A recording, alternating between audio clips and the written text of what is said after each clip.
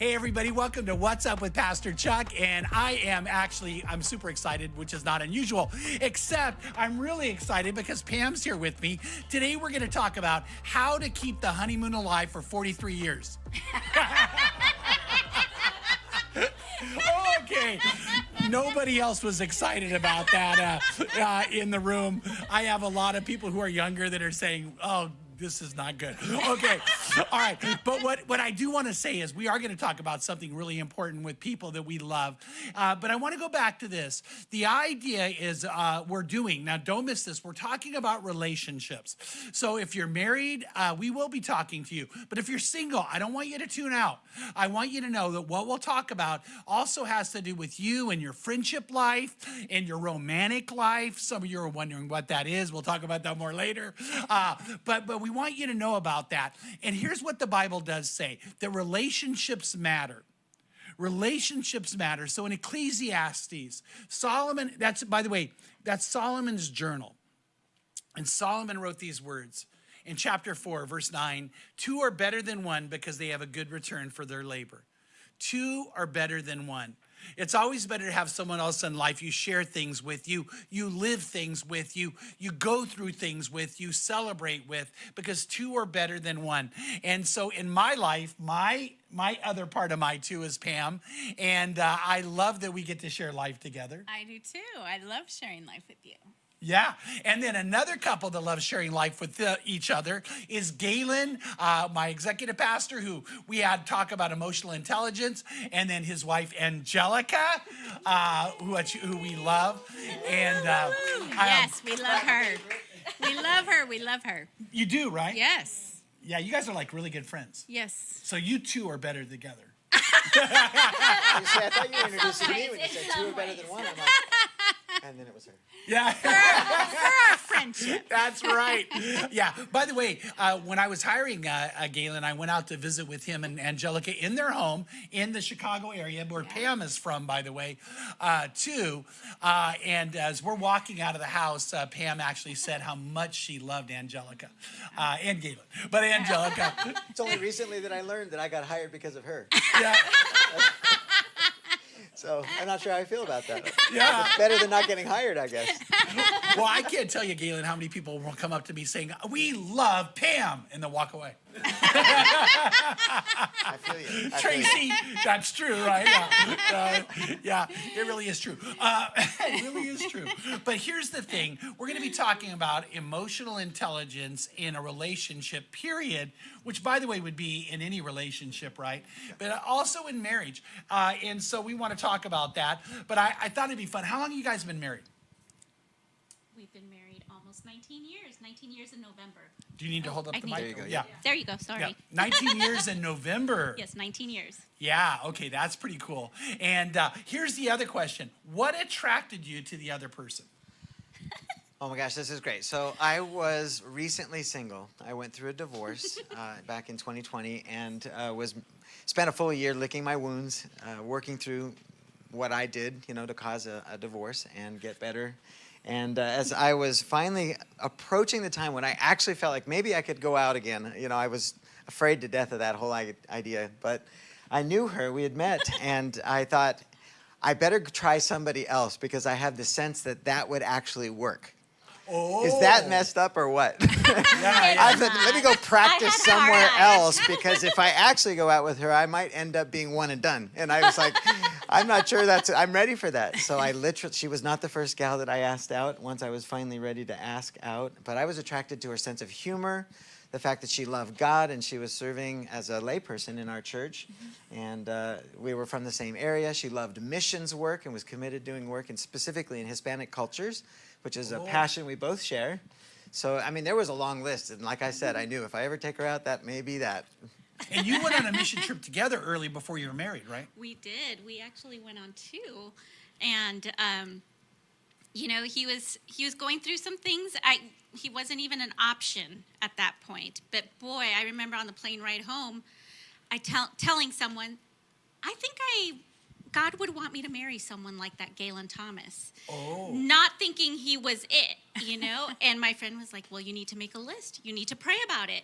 Make a list of all the things you want. And sure enough, he meets everything except the blue eyes. That was an And optional. Rich was a problem. Well, okay. So yeah, yeah. I never put that on the list. By the way, for all of you who are talking about lists, pretty soon I'm going to take you through the 15 non-negotiables and how to Yes. make your list. Yes. By the way, Lauren, I want you to know all about that. Marlon already has his and got the girl. So, okay. He did. He made a list. Oh, very good. It's very important. Yeah. You know what's interesting, Pam? What attracted you to me? What is interesting? I think your energy. And you weren't shy. You just were bold. You talked to anybody. You just came up and talked to me. It's like, oh my gosh, who is this guy? I was quite the opposite, the shy and quiet. And so that initially is what got me. Yeah. Okay. Sad to say, I'm going to sound like very surface. It was total looks. Pam was hot, long brown hair, beautiful eyes, tan skin, and she didn't talk. So I had no way to know. She did not talk. So it was like, okay. We went on a date, and she sat as close as she could to the car door. And, yeah. And when it was over, you thought I wasn't going to ask you out again. I did not think you were going to ask me out again. And then you walked me up to the door and you said, you want to go out again? I'm like, who would want to go out with me? I never said a It was word. because she was hot. We'll take it. But then all my friends started competing for her. Like, because the way my friends and I did things, and this is really, I thought, fun, is if we all liked the same girl, we all went after her. Even if one had her as a girlfriend, we my could break them up. goodness. That was allowed.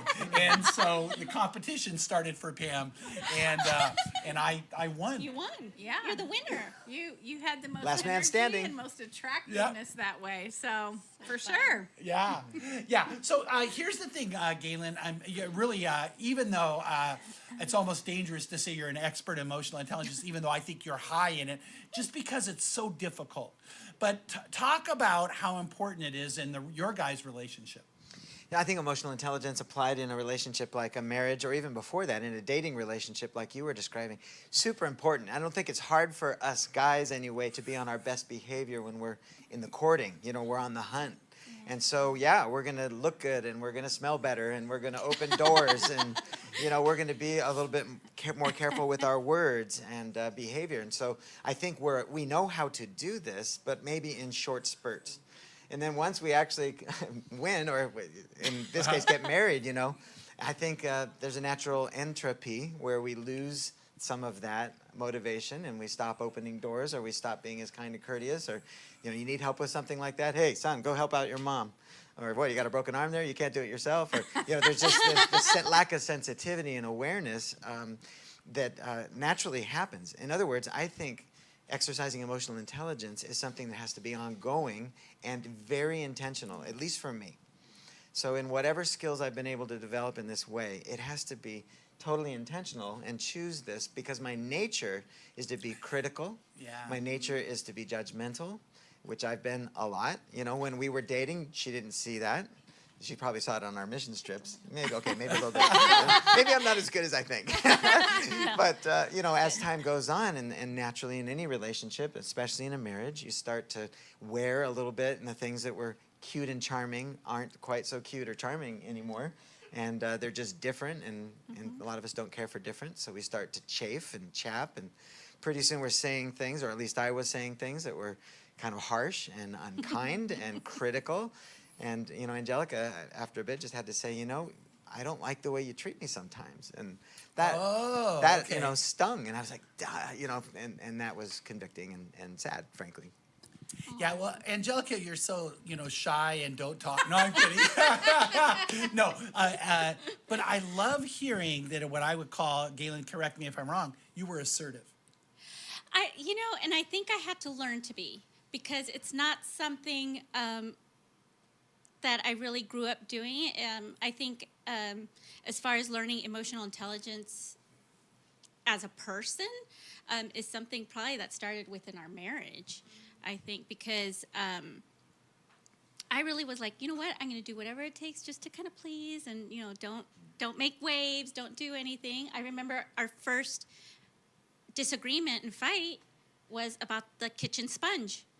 Who's going to have the scrubby one or the regular one? He wanted the regular one and the scrubby one. Now we have two. That's the way to do Well, it. I remember finding the sponge thrown in the back of the sink in the bottom. My sponge. And his was right there prominently. I was like, hey here.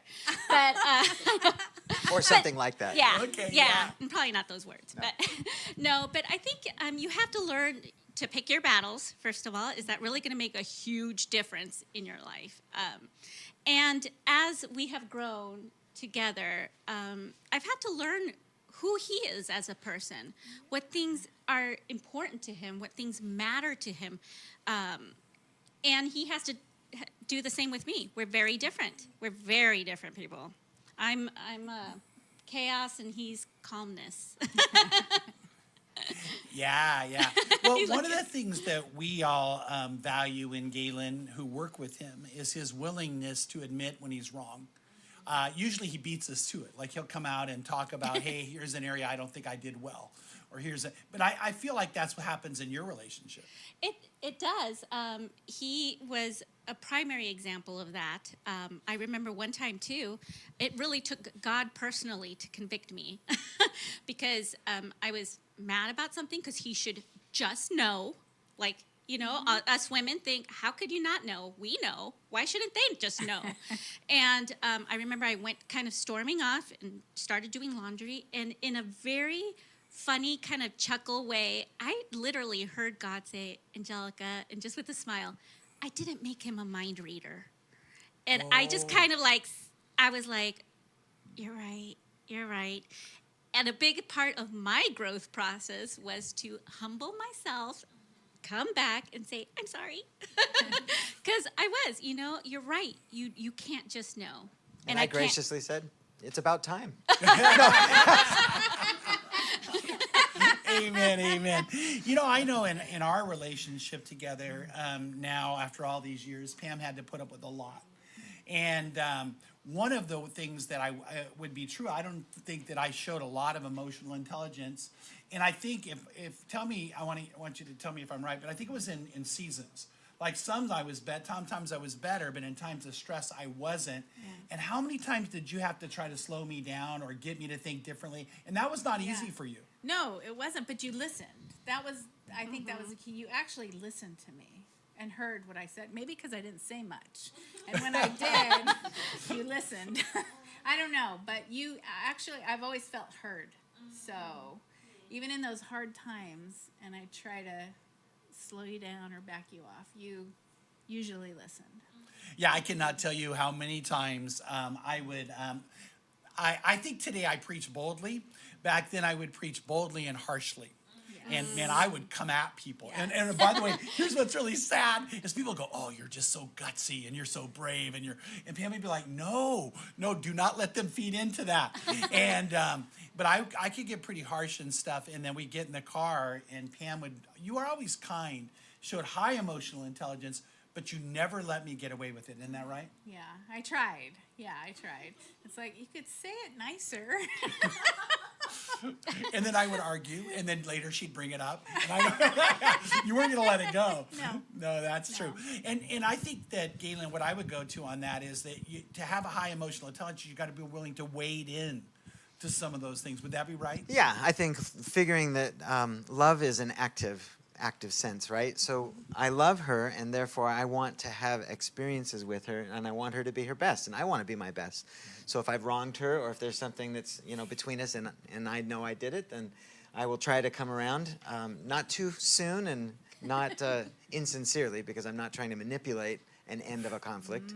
I actually want to end a conflict well, so I'll confess it, or if I see something, I'll say something too. But engaging it is so important. Otherwise, it festers. I think, doesn't it? It becomes an infectious thing. The enemy can get in there and drive wedge. And we spent a good time in the Midwest when water would get in between anything crack, and then in the winter it would expand and break and just chip and crush. You can see the impact of not dealing with things. And it's very important to when your partner or someone in your life comes to you, not to get defensive, because that was always my first go to, you know? I'm this spicy little Latin. No one's going to tell me what to do, you know? And then your husband's trying to humble himself and come to you and talk about something, and you're like, well, you did this. And it's like, no. You have to, it took time. I won't say I'm perfect, but it took time to just really humble yourself, listen, and take responsibility. Yeah. And yeah, it stinks sometimes when you have to admit that you were wrong. So the emotional intelligence, I think, comes in the delivery, right? And it's choosing the proper timing, being aware of situations, not trying to crowd something. If you're about to receive guests, that's the wrong time to bring stuff up, you know? Yes. Yeah. After the fact, when you're maybe Wisdom. trying different. So timing is important. Word choice is really important. Knowing somebody over Yes. time, I know which words are less inflammatory. I can't get away completely sometimes from the little bit of a zing or that it feels when somebody's confronting you, but you can definitely rule out 80% of that by choosing good timing, Yes. good phrasing, you know, a humble posture, a soft expression, all the nonverbals, and you know, right? Is that true? It is very true. Yes. Now, are you guys opposites, or are you? Oh, Okay. yes. Yes. Like I said, I'm chaos and he's calm. So the funny thing is just I laugh because I always tend to kind of push the edge, push the envelope, and he's the one like holding me back a little bit, or pulling me back, I should say, not holding me back. He's like, don't go over.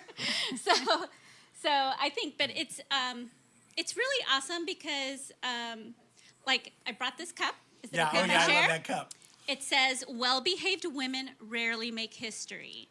And he went to a school trip with my son, saw that, immediately thought of me, and brought it home. But, I mean, some people would say, oh, yeah, well, he's telling you you're not well-behaved or anything. But, no, I think it's telling me that he sees me, he loves me and accepts me for all my flaws, and he's championing me, too, because he knows that my story can bring something to the table. Yes. Without a doubt, and our ministry is better because, and I think you guys probably find this too, as I watch the way you minister together, but she rounds me out in a huge way. She's a lot more fun, a lot more disarming, a lot more interesting at times. People go to her, they gravitate to her. This was true in Costa Rica. This was true in our house 2 days ago. People find their way to her to saddle up and talk about heart things. She sat in a car with a friend after dropping off a bunch of other friends, because she was dropping off a lot of people on their way home, and was with one at the end who just said, can I just stay in the car and talk? And they talked for a while after that. Well, people don't usually do that with me. And, I don't blame them. No, Pam, you've always been really good at picking out people who could be world changers. Yeah. Yeah, and you did. As a matter of fact, in our Next Gen ministry, I at times even think like, man, they're going to drive me crazy. And they're usually the troublemakers. And, I'm just saying, they usually are. Okay, I wasn't going to add that part in, but you felt that way about Angelica, She's a troublemaker. There's a troublemaker. right? She lives life, and I love that. I want to be part of that. I love it. Yeah. Yeah. Yeah, because I know that there was, and we're not going to get into the details because I already know that's a little bit of what you were talking about. Some people, we want to see their lives be better. We want to see something go on. But they needed somebody who could go be a world changer for them. Yes. Right? Yes. And, yeah. Yes, and I think just God ordained. God She ordained. brings laughter. She brings, all kinds of joy. We were with our kids last night. We were talking about, what do they like and appreciate most about each of us in isolation. So our daughter went first. Well, I like I this. said good things. Yeah, Yes. which made it a pretty short conversation. But they were really gracious and said some wonderful things. And they've totally nailed her. Mom, you're the one I want to play with. Mom, I love to. And Dad, you're the one who I just want to go out and be active with. And they called us exactly how they saw it. They said if it was up to Mom, we'd be eating cereal every night. But because of Dad, we get good meals in 4 food groups. The nutrition with Yeah. Yeah. So, what are some things you should do, and what are some things you shouldn't do to make your spouse's life better? I think personally, it's just really get to know who they are as a person. Get to know how they react when they're angry, when they're sad, when they're troubled, because then you can just watch them and know what they're going to need from you. when he was when he turned 40, I threw him my party. So because a lot of people, a lot of this, a lot of that, rented a place, DJ, let's party, kind of, and he had fun. And we did. It was great. And it was a great party. But at 50, I knew him a little better, and I threw him an intimate dinner with like 6 of his closest friends, couples, and they all wrote words of affirmation for him, because that is his love language, is words of affirmation. And he was just, there were 2 different parties and 2 great events, but that one I knew was closer to his heart. So just getting to know who the other person is, and the same things, they may not like the same things as you. Mm-hmm. And on that, I'd say one thing not to do is try to change Yes. who you've married, yes. because God has made you unique and wonderful in ways that I am not, and that was attractive. Sometimes it's irritating, and I have to, own that, and I have to acknowledge that and just say, these are wonderful things, and they should not change. We don't want you like me. My kids do not want you like me, right? And you shouldn't be, because that would take away all of the uniqueness and specialness of you. So trying to change a spouse, I think, is a significant thing to avoid. Rather, embrace those things. Be curious, not furious. You've said that a bunch of times. That's, for me, I wonder why she does that, instead of, why does she do that, By the way, my love language is physical touch, so for my birthday, we never bring my guy friends over. All my guy friends out there, I don't want you around on my birthday. I just couldn't resist. But you know what is what you just said? Pam and I went through a lot of struggle until we did raise our emotional intelligence and celebrate the differences in each other, right? Wouldn't you say? I didn't know anything about emotional intelligence at all in the beginning, so I know neither of us were working that way. And we were just striving to make it, and Jesus, I know, helped keep us together. Yes. But as we grew in the Lord, as we grew as a couple, I think we could see what we needed to do and realized what we didn't have a name for it, but being kind and thinking the best helps. I think wisdom is a word for it. It sounds like you're describing wisdom. We've always talked about wisdom, and now emotional intelligence is another label of a type of wisdom. Yes. Oh, and insight and prudence, too. I actually think you're right, because it says that I prudence dwell with wisdom. And then insight's mentioned. I call it wisdom's roommates. Insight, prudence, and wisdom hang out together. But that's really true, isn't it? Yep. Yeah. And which just goes to there's nothing new under the sun. We rediscover old truth. And so emotional intelligence is a new way to talk about and understand treating each other with regard and being Christ-like and considerate and considering others as more important than yourselves and being wise. All these things that you were doing, maybe you didn't call it emotional intelligence. It's living out what God teaches you to do. There you go.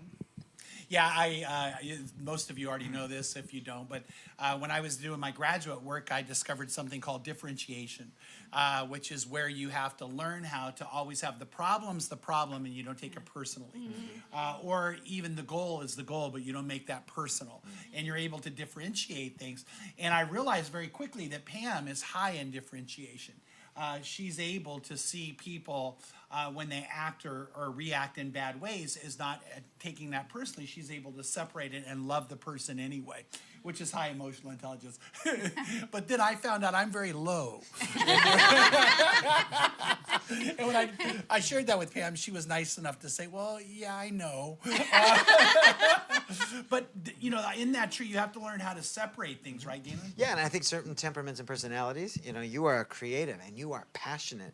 You have a spiritual gift of prophecy. So you're going to be energized at all times about almost everything. And, that can mean that you're going to have to temper that a little bit when you choose to receive constructive feedback. Even in the years that you and I have worked, I have watched you make spectacular improvement and growth in this area. And the fact that you involve as many people as you do in feedback sessions about how insert here went, whether it was a weekend message or an event of some kind or any other thing like that, you invite input, and I watch you work really hard to receive it, understand it, and I mean, you got to sift it a little bit, right? Not everything is worthy of keeping, but I think you do a great job of that. And I think that was tougher even when I first came. It was a raw season for this church. Yeah. You've talked about that.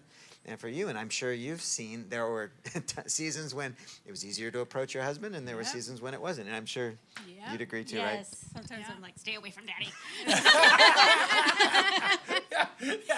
That is too true. Yeah, that's actually really good advice. Just stay away sometimes. Just stay away. How has your unique personality factored into how you guys have raised your children and approaching that? I think no matter what our personalities are, you have to be one in certain things. You have to be one on the important things.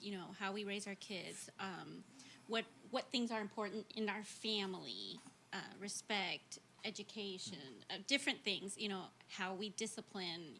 We do have to be one in certain things, but as we asked the kids last night too, I think there's things that he brings that I can't bring that are so important for the kids. They need structure. They need someone to kind of step up and push them out of their limits a little, and that's what Galen does. He loves kind of grow and fly, little bird, kind of little thing. And I'm like, no, you're my baby. Just stay in the nest. Everybody, just stay in the nest. Yeah. And I know that may not be, what the kids need. Especially as they get older. So I think we embrace. One of the biggest compliments he has given me is our house is joyful. Our house. Yeah. He says, and it's because of you, because you're fun. You make things fun for the kids, but at the same time, I said our house is safe. Our house, because of him, we feel safe to be joyful because of him. So those things, we may be totally different in the ways we approach our children, but we are united in the big important things, and we champion each other. In the things individually that we bring. Those differences are complementary, versus adversarial. Yes. Yeah. Yeah, which I think is so important. As you try to help your kids become, because now we know, I'd say this, back when we were raising our kids, we didn't walk in and go, how to make them more emotionally intelligent. But today it's so important, and I know you know that. It's like vital, like that's going to determine how you do in school, how you do in friends, how you do in marriage, how you do in your profession. We've had people who could have been so incredible, but they weren't emotionally intelligent. And it's sad, like it breaks our hearts. Yeah, research says 67% of one's success in any job, all jobs generic, just lumped into a single thing job, 67% of the success is due not to the skill sets or the intellectual intelligence, IQ, but rather to emotional intelligence. That raises up to 85% when we talk about a leadership role of some kind. Wow. So if you're in a leadership role of any kind, whether it's actually a title or it's just through influence, like a parent, that's a title, I guess, but rather than a formal thing at a job with a placard on the door, 85% of one's success is tied directly to emotional intelligence versus skill sets or intellectual intelligence. Yeah, I don't want to get off, but I do want to say this, that I don't know how many of you guys saw it on the news, not here local, but on the news. There's a case that is so, it's a court case that can have ramifications all across our country. What is so sad is one of the attorneys showed incredibly low emotional intelligence, and two of the other commentators are going, oh my gosh, he's probably already lost the trial, because he was so out of touch with how the jurors are feeling. But my thought wasn't that I want the guy to get off, but my thought was that degree of an emotional intelligence is going to change this guy's life now for the bad, for really, really. So it's every area of life you think about, it's going to have that kind of ramification. Yeah, right? A lot of things hang in the balance is what I hear you say. That the impact of our choices, call it emotional intelligence, has lasting impact, good and bad. You can really shift a trajectory positively, like I've watched you guys do with some of the people we've been visiting with, and also to the detriment. Sounds like some poor guy's attorney lit him up pretty good. Oh, yeah, yeah. And you, I think, over the years have just grown way ahead of me in emotional intelligence. And, I don't know that. well, see how emotionally intelligent that was? That was very emotionally intelligent. No, it really is true. Yeah, because there would be times in our life where Pam would have to say, hey, I want to tell you, I don't think people are thinking the way you think they're thinking or seeing things the way you think you're seeing it. Because you always have been a love, hopes all things, believes all things, endures all things. You always go to the best. And by the way, that kind of graciousness makes it easier and safer for people. I think you've done that. And I think you guys, don't you feel like you have to have that kind of love to help people go to that level?